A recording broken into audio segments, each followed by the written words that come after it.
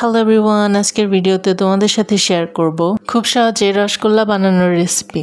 প্রথমেই আমরা 1 লিটার মিল্কের মধ্যে 1 চামচ ভিনেগার দিয়ে ছানা কাটিয়ে নিব। তারপর ছানাটা ছেঁকে ধুয়ে তুলে নিব। তারপর আচ্ছা মতো মথে নিব। ছানা মথার জন্য আমরা হাতের তালুর ব্যবহার করেছি। তারপর আমরা 250 গ্রাম চিনি দিয়ে আবার ভালো মতো মথে নিব। 10 টাকা দামের 2 প্যাকেট গুঁড়া দুধ আমরা সাথে অ্যাড করলাম।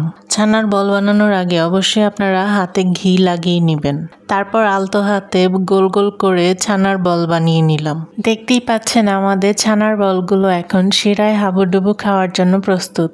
তারপর 1/2 লিটার চিনি শিরার মধ্যে সামান্য পরিমাণ ঘি, 2টা দারচিনি ও একটি ছোট এলাচ দিয়ে দিলাম। কিছুক্ষণ পর একে একে চিনির শিরায় সব ছানার বলগুলো ছেড়ে দিলাম। মিডিয়াম ফ্লেমে 20 মিনিটের মতো ছানার বলগুলো কুক করে নিলাম। 20 মিনিট পর আমরা চুলা থেকে নামিয়ে নিলাম। 2 ঘন্টার জন্য রসগোল্লাগুলো চিনির শিরায় আমরা ভিজিয়ে রাখলাম। রসগোল্লাগুলো খেতে অনেক মজা আর অনেক ফ্লাফি হয়েছিল।